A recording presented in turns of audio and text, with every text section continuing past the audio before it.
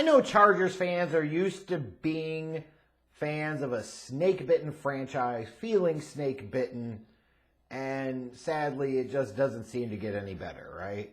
I know after the 2021 season, that choke job in the last game of the year on Sunday night against the Raiders is like, oh, come on, right? So thinking, hey, like, it's going to get better in 2022. Brandon Staley will be better. Justin Herbert will be another year along in his career journey. So they're not going to choke like that in 2022. And they technically didn't, right? The Chargers did make the playoffs last year. That's technically growth. That's technically improvement. However, they made the playoffs and then made sure they had another massive choke job in that wild card game against the Jags. What were they up 27-0? Some shit like that? Like, how the fuck do you piss that game away? Like, that's brutal. Brutal. So it's kind of like, if you're talking about some fans of some fan bases that could just sit there and say, yeah, you know what, no matter what, it's probably never going to change. You have to wonder if Chargers fans are one of those groups, because it really feels like that's just a permanently snake-bitten franchise. Choke at the worst possible time. Key injuries to key people at the wrong possible time. It happens. It's a repeated theme every damn year. So we'll see if 2023 is going to be any different. And it's interesting, right, because this Chargers team is not incredibly different from one year to the next. There's quite a bit of continuity there. Sure, they signed a linebacker like Eric Kendricks in free agency, but they weren't incredibly active in the offseason market. They weren't spending a ton of money. In the draft, they drafted Quentin Johnston from TCU. You know, I'm certain thinking like, hey, he's going to be the long-term number 2 wide receiver opposite Mike Williams in that offense for Justin Herbert. Tuipulotu was the edge rusher that they drafted around 2. So now you bring in somebody that can provide some additional depth to spell Bosa and spell Khalil Mack. Dion Henley, you know, I'm curious to see like if he's going to get an opportunity to run with the ones as a linebacker in 2023. But again, like you look at that group of draft picks, it might not be a ton of immediate impact right there, as they didn't have a ton of turnover in this team in key spots. In terms of this Chargers team, what do I think are their biggest strengths? I start with the offense, and I start with quarterback Justin Herbert. I'm a believer in him as being like a top 5 quarterback in this league. I really am. And you still ask me personally, would I rather have Burrow or would I rather have Herbert? I'd rather have Herbert. Sorry, not sorry. I think Herbert's a stud. I think Burrow's a stud. We know Mahomes is Mahomes, right?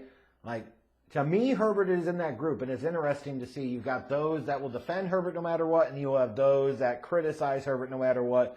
Usually that Herbert criticism comes from a contingent of Tuanon, where they have to do everything they can because they're too fucking worried about what everybody thinks about Tua Tagovailoa instead of focusing on their own fucking... Like, if I'm serious, if I looked at any fan base and they said this is a bunch of delusional dipshits, like the Bears fan base, the Dolphins fan base, God love them, they're the AFC version of it. Unbelievable. But yeah, how many teams wish they had Justin Herbert as their quarterback? At least 25 and probably a couple more than that in the NFL. Then you look at their receiving core. It's a really good unit. You've got Keenan Allen, Mike Williams, drafted Quentin Johnston. And then you've got tight ends like Gerald Everett, Donald Parham. You've got another wide receiver like Joshua Palmer. And then you talk about Austin Eckler, where I think his biggest contributions, his biggest impact as a running back actually come in the passing game. Like, this team's got weapons in the passing game. They're legit. They're elite in that respect. And then I look on the defensive side of the ball at their pass rush, and assuming they stay healthy, which is, with the Chargers, again, is always the fucking thing, right? Like, can all their key guys stay healthy for the entire season? The answer is almost always no. But you look at Joey Bosa, you look at Khalil Mack, you've still got that tandem. This is a team that can get after the quarterback, and I expect they'd be able to do so again in 2023. In terms of things that give me some questions or some pause about the Chargers, their running game. They were 30th in the league in rushing yards per game last year. And you can say, well, they've got Eckler. Well, Eckler didn't even rush for 1,000 yards. And frankly, Eckler's more of that all-around back, right? And I think he's much more dangerous as a pass receiver than he is as a running back. And this team at times can struggle in spots to get those tough yards between the tackles on the ground that they really need to. So it is something to look at.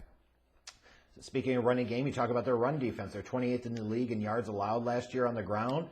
That's got to improve. You don't have to be dominant against the run. It's much more important to be a great pass defense than it is a run defense in a modern NFL. But you don't want to be carved up like a sieve in this type of spot. And the biggest thing, I've already talked about it a little bit, right, is avoiding the big damn injuries. You look at last year.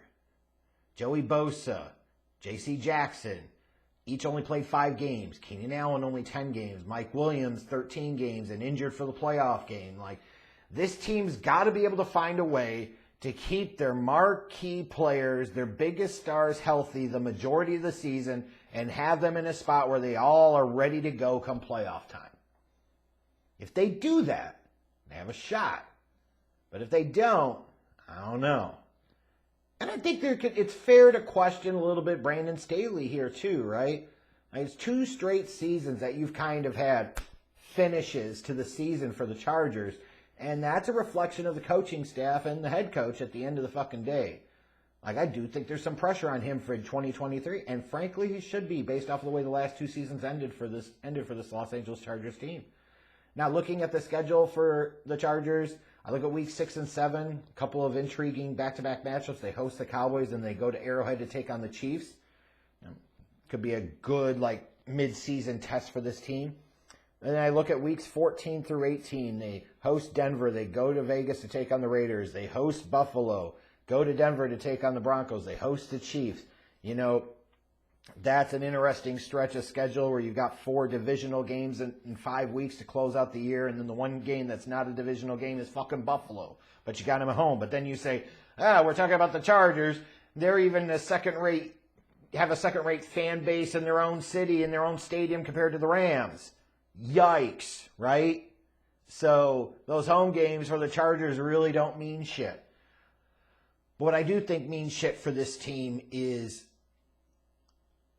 I think they've got a lot of the pieces in place to make a run. I really do. Call me crazy. I question Brandon Staley, yes. But I'm a big Herbert fan. I love their receiving group. This is a team that can put up points. And if their defense can hold up a little bit in some big spots and they can find a little bit of running game, this is a team that I think can surpass the Chiefs this year in the division. And I think they're going to. I think they're going to go 12-5, and I think the Chargers are going to win the AFC West. And you can call me crazy when it doesn't happen.